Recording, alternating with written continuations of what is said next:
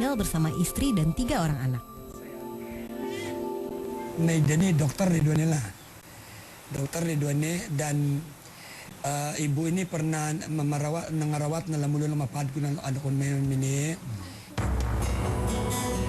Sebelum sakit, pasien ini bekerja di Malaysia sebagai buruh. Sempat dirawat di Malaysia tetapi kondisinya tak kunjung membaik sampai akhirnya memutuskan kembali ke Wayagung. Ada terapi nggak yang diberikan sama dokter dari sana? Inanubat dari dokter naman ng terapi. Obat-obatan dari dokternya ada? Yang harus diminum setiap hari gitu ya? Nah itu kemudian Bapak kembali ke Indonesia nggak diteruskan obat-obat itu? Oh jadi sekarang udah nggak ada lagi minum obat-obat antiretroviral itu ya?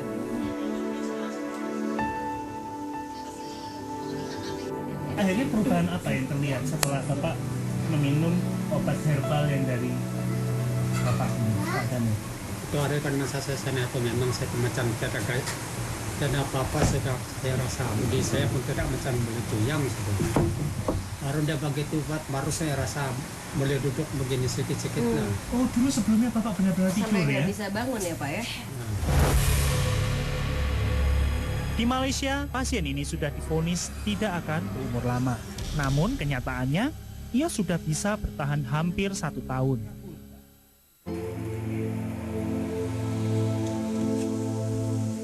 Dari kecil Daniel sudah diperkenalkan dengan tanaman obat oleh sang kakek. Saat masih berumur 30-an, Daniel pernah bekerja di perusahaan tanaman obat-obatan Cina di Kinabalu, Malaysia. Setelah 7 tahun, Daniel memutuskan untuk kembali ke kampung halaman. Bapak pernah nggak mencoba setelah memasak gitu, kemudian saya coba efeknya ke saya gitu, pernah nggak? Memang tidak ada apa sanksi untuk ini kan karena herbal ya, terus betul. Ini bukan untuk uji klinis ya. Nah kita takut nanti begitu kasih ke orang kan langsung orang itu keracunan kan dilarikan ke rumah sakit ya. Ada sanksinya juga gitu. Nah, ini sebelum dicoba ke orang-orang ya, maksudnya dipromosi ke lain tempat, itu sudah diuji coba di sini. Termasuk di keluarga saya dulu itu yang dulu minum. Khasiat ramuan obat tradisional Daniel telah diakui banyak orang. Setelah lebih dari 40 tahun, Daniel terus menjalani profesi sebagai ahli tanaman obat tradisional di Wayagung. Saya beruntung sekali bahwa saya berada di Krayan, salah satu gudang obat tanaman tradisional terbesar di Indonesia. Nah, kalau buat saya yang paling menarik adalah tadi obat yang diramu katanya untuk HIV. Karena kedokteran modern, kedokteran konvensional itu sampai detik ini belum ada obat untuk mematikan virus tersebut ya, Andri ya. Kalau menurut saya sih pribadi, kalau memang tanaman tradisional ini bisa dimanfaatkan, tentunya dengan uji kelayakan yang benar ya.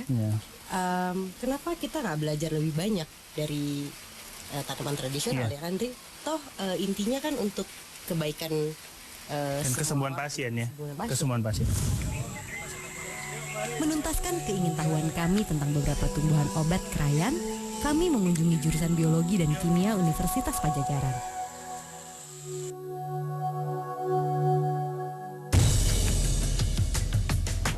Untuk mengidentifikasi tumbuhan, kami menemui Budi Irawan, dosen taksonomi tanaman jurusan Biologi Unpad. Taksonomi sendiri adalah ilmu tentang penggolongan dan penamaan makhluk hidup. Jadi untuk mengenal tumbuhan ini tersebut kita harus mengetahui beberapa organnya, terutama organ vegetatif biasanya daun, batang, akar, kemudian kalau untuk organ generatif nanti ada bunga, buah, biji. Nanti kalau sudah teridentifikasi tumbuhan tersebut akan diberi label jati dirinya. Tanaman yang berhasil dengan sempurna diidentifikasi adalah tanaman angah, obat untuk penderita diabetes. Dari semua tanaman yang kami bawa, 4 diantaranya berhasil diidentifikasi, yaitu tanaman angah, kantung semar, gogor, dan tabai. Kita lihat kemarin itu. Akan tetapi, dari 7 tanaman yang kami berikan, ada 3 yang tidak teridentifikasi. Salah satunya adalah putut urat, obat pasien Daniel yang mengidap virus HIV. putus urat ini saya belum bisa berhasil mengidentifikasi sampai spesies. Mengapa? Karena memang tadi pertama spesimennya kita sebut steril ya. Karena hanya daun aja, tidak ada bunga.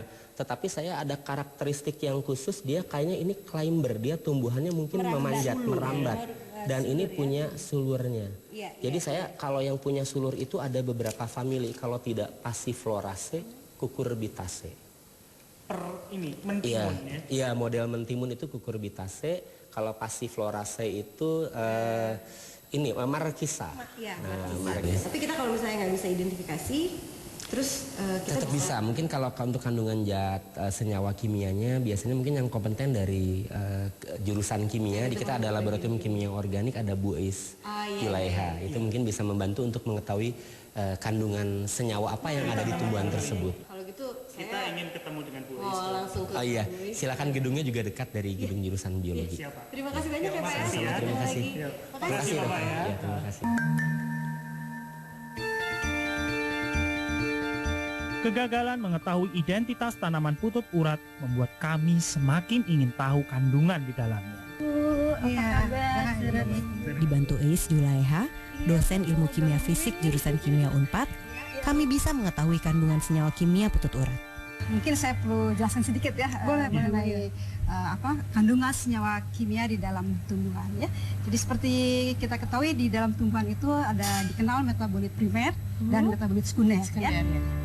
Metabolit primer adalah senyawa utama yang dibutuhkan oleh tumbuhan untuk hidup seperti lemak, karbohidrat, protein.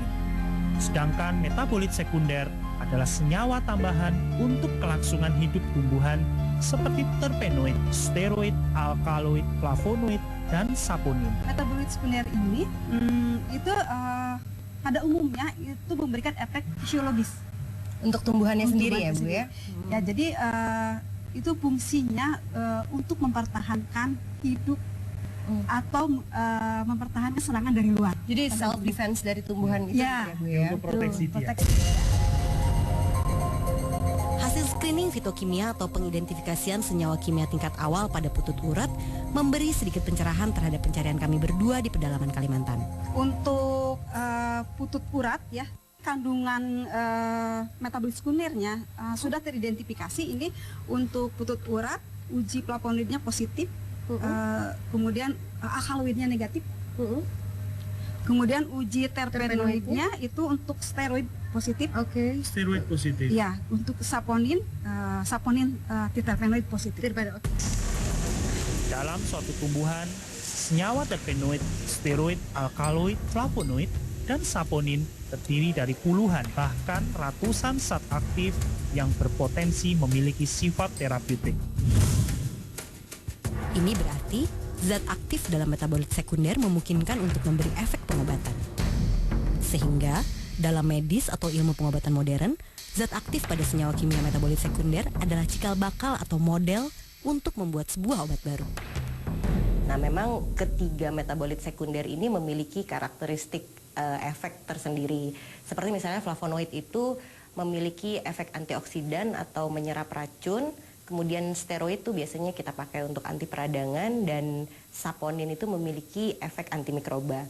Nah, jadi pada pasien yang di Wayagung itu kemungkinan dia merasa lebih baik karena efek yang ditimbulkan dari metabolit sekunder yang terdapat di tanaman tersebut.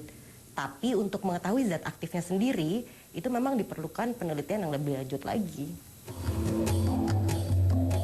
Pulau Kalimantan menyimpan banyak harapan untuk kemajuan pengobatan. Sekitar 15.000 jenis tanaman obat menunggu untuk diteliti lebih lanjut.